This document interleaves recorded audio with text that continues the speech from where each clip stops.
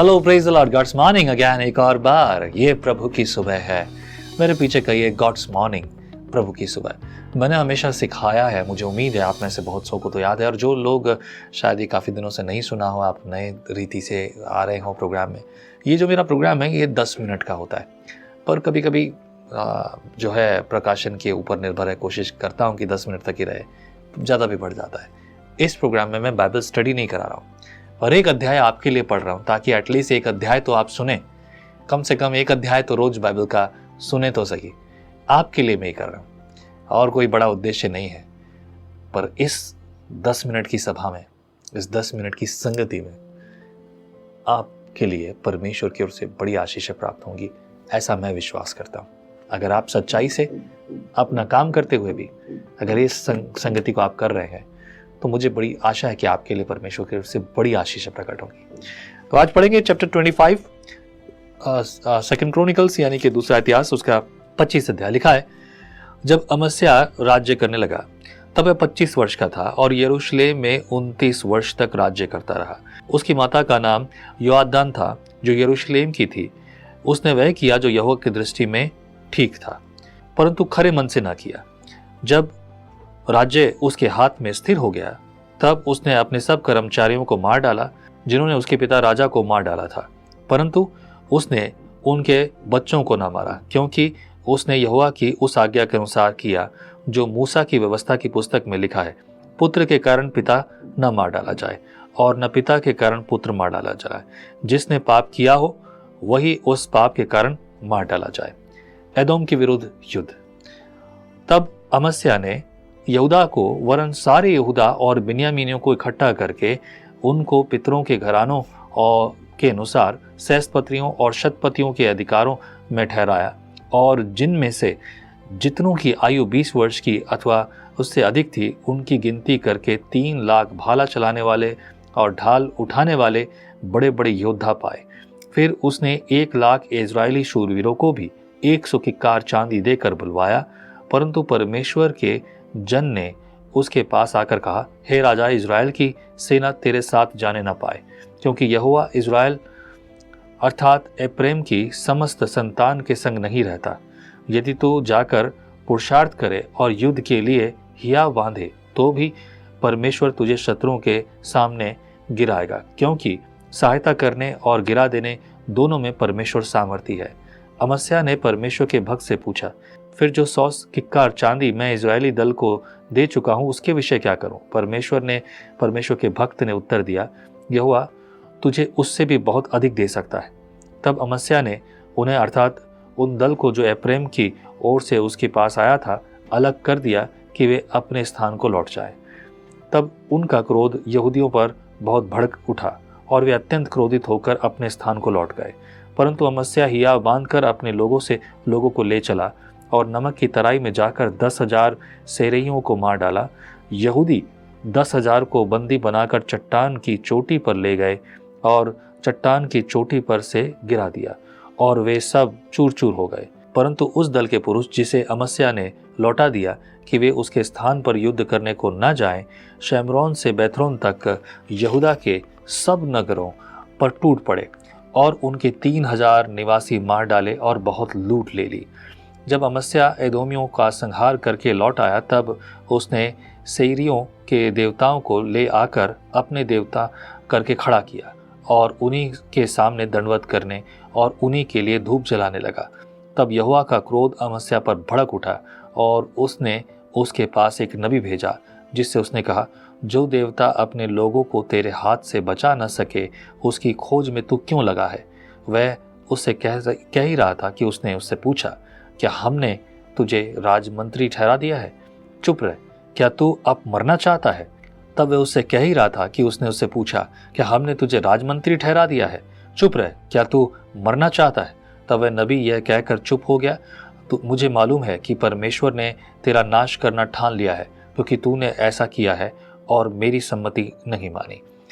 अभी हमने जो पढ़ा, यहाँ पर अमस्या के लिए एक घटना है। अमस्या यूं तो एक अच्छा व्यक्ति था और अच्छी शुरुआत की थी।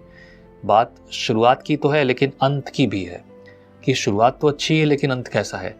अंत इस पर निर्भर करता है कि शुरुआत के बाद हमने आगे जाकर क्या किया। और ऐसे ढेरों एग्जाम्पल आपको मिल जाएंगे, आपने सुना होगा। मैं उस पर समय व्यर्थ नहीं करना चाहता।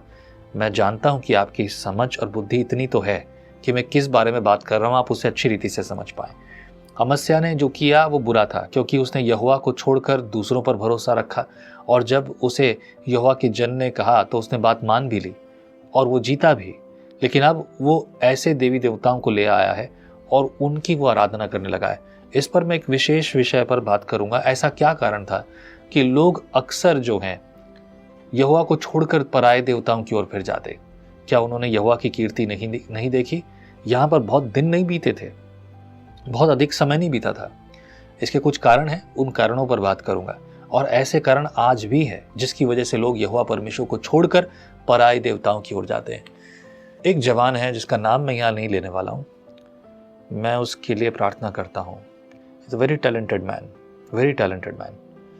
उसने यहोवा परमेश्वर को छोड़कर इस्लाम धर्म कबूल लिया है, और इस्लाम धर्म कबूल के इस्लाम जीवन को वो सब कुछ कर रहा है। और इस्लामिक ही, मतलब उसकी पत्नी भी जो एक मुस्लिम स्त्री है। शायद परिवार अच्छा होगा, मुझे परिवार के बारे में जानकारी नहीं है और मैं वो जानना भी नहीं चाहता, क्योंकि मुझे किसी की व्यक्तिगत बारों में जानने में कोई इंटरेस्ट नहीं है। पर उसके काम में ही इज़ वेरी इंटेलिजेंट गाय, और उसके पास बहुत सारा ज्ञान है, बुद्धि है, नॉलेज है। बट यू नो व्हाट, उस बुद्धि को वो इस्तेमाल कर रहा है संसारिक बातों में। मैं उम्मीद करता हूँ कि अगर वो प्रभु की सेवा में होता तो बहुत अच्छा होता, लेकिन ये मेरी उम्मीद से कोई फ़र्क नहीं पड़ता। मैं जो चाहता हूँ अलग है, लेकिन क्या परमेश्वर चाहता है? हाँ, एक बात तो ज़रूर है, मैं इस बात में श्योर हूँ, परमेश्वर ये चाहता है कि वो नाश ना हो, परंतु अनंत जीवन पाए। परमेश्वर उसे इस्तेमाल करे। किसी के टैलेंट की आवश्यकता नहीं है परमेश्वर को अपना राज्य स्थापित करने के लिए। लेकिन हाँ, परमेश्वर आपको आप जैसे भी हैं उसे स्वीकार करता है, उनको जो पश्चाताप करते हैं। एनीवे, जो भी है हम इस पर बात करेंगे आगे, क्यों ऐसा हो रहा है। इसके बाद 17 वर्ष में लिखा है, इज़राइल के विरुद्ध युद्ध। तब यहूदा के राजा अमस्या ने सम्मति लेकर इज़राइल के राजा योआश के पास, जो यहू का पोता और यहोआज का पुत्र था, यों कहला भेजा, हम एक दूसरे का सामना करें। इज़राइल के राजा योआश ने यहूदा के राजा अमस्या के पास यों कहला भेजा, लबानोन पर की एक झड़बेरी ने लबानोन के एक देवदारू के पास कहला भेजा, अपनी बेटी मेरे बेटे को ब्याह दे। इतने में लबानोन का कोई वन पशु पास से चला गया और उस झड़बेड़ी को रौंद डाला। तो कहता है कि मैंने एदोमियों को जीत लिया, इस कारण तू फूल उठा और डींग मारता है। अपने घर में रह जा, तू अपनी हानि के लिए यहाँ क्यों हाथ डालता है? इससे तू क्या वरन यहूदा भी नीचा खाएगा? परंतु अमस्या ने न माना। यह तो परमेश्वर की ओर से हुआ कि वह उन्हें उसके शत्रुओं के हाथ में कर दे, क्योंकि वे एदोम के देवताओं की खोज में लग गया था। तब इज़राइल के राजा योआश ने चढ़ाई की, और उसने यहूदा के राजा अमस्या ने यहूदा देश के बेतमेश में एक दूसरे का सामना किया। यहूदा इज़राइल से हार गया और हर एक अपने डेरे को भागा। जब इज़राइल के राजा योआश ने यहूदा के राजा अमस्या को, जो यहोआज का पोता और योआश का पुत्र था, बेतशेमेश में पकड़ा और यरूशलेम को ले गया, और यरूशलेम की शहरपनाह को एप्रेमी फाटक से कोने वाले फाटक तक 400 हाथ गिरा दिया। जितना सोना चांदी और जितने पात्र परमेश्वर के भवन में अबोदेदोम के पास मिले और राजभवन में जितना खजाना था, उस सब को और बंधक लोगों को भी लेकर वह शोम्रोन को लौट गया। वो एक कहावत तो आपने सुनी होगी, विनाश काले विपरीत बुद्धि। और विपरीत बुद्धि के कारण ये सब बातें हैं, पर ये विपरीत बुद्धि जो है ना, ये कहावत तो है यहाँ पर। इस कहावत की असली वजह जान लीजिए। कहावत किसी ने भी कही हो, वो मुझे फर्क नहीं पड़ता, लेकिन असली वजह जान लीजिए। वचन परमेश्वर का कहता है कि बुद्धि का देने वाला यहोवा परमेश्वर है। जिसे बुद्धि यहोवा दे, उसे कौन रोक पाएगा?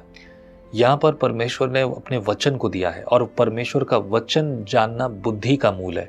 यदि आप परमेश्वर का भय मानते हैं तो उसके वचन को मानेंगे, उस वचन को अंगीकार करेंगे, उस वचन को जीवन में रखेंगे, और अगर आप ये करते हैं तो ये आपके लिए बुद्धि का मूल ठहरा। लेकिन अगर आपने ये नहीं किया, then it is quite big your problem, आपकी गलती है। और उसी गलती के अनुसार यहाँ पर उसने अपनी समझ का सहारा लिया। देखा हुआ चीज़ है ना, उस पर उसने भरोसा किया और इसीलिए उसने अपनी वॉट लगवा ली 25 पद में। योआश के पुत्र इज़राइल के राजा योआश के मरने के बाद योआश का पुत्र यहूदा का राजा अमस्या 15 वर्ष तक जीवित रहा। आदि से अंत तक अमस्या के और काम और क्या यहूदा और इज़राइल के राजाओं के इतिहास की पुस्तक में नहीं लिखे हैं। जिस समय अमस्या यहोवा के पीछे चलना छोड़कर फिर गया था, उस समय से यरूशलेम में उसके विरुद्ध द्रोह की गोष्ठी होने लगी। वह लाकीश को भाग गया, अतः दूतों ने लाकीश तक उसका पीछा करके उसको वहीं मार डाला। तब वह घोड़ों पर रख कर पहुंचाया गया और उसे उसके पुरखाओं के बीच यहूदा के नगर में मिट्टी दी गई। And this was the reason, अमस्या की जो हालत हुई, अमस्या ने जो भुगता, दिस इज व्हाट। आज भी अगर हमने यहोवा की बात ना मानी तो यहोवा हमारे लिए हमारे आसपास ऐसे शत्रु खड़े कर सकता है। आज ग्रेस का पीरियड है, लेकिन इस ग्रेस के पीरियड में भी बहुत सी बातें हैं।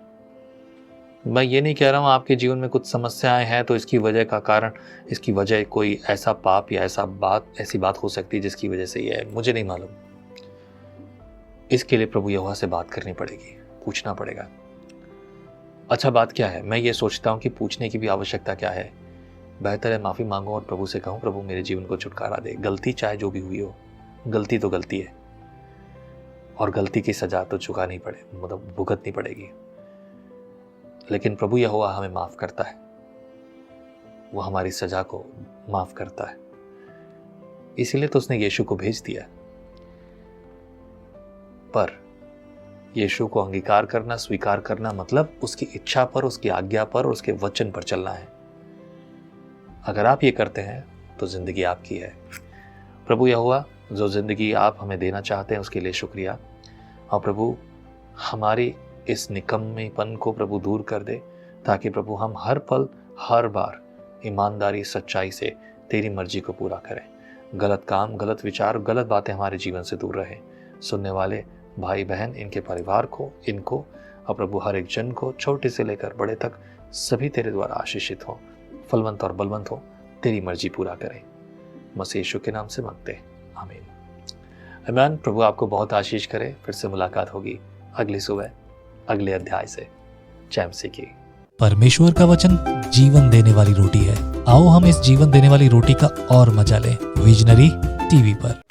हम हमेशा सोचते हैं कि शायद मैं भी बाइबल कॉलेज जाकर बाइबल को अच्छे से सीखता, और अब आपके लिए है visionary TV, deep Hindi Bible study के लिए।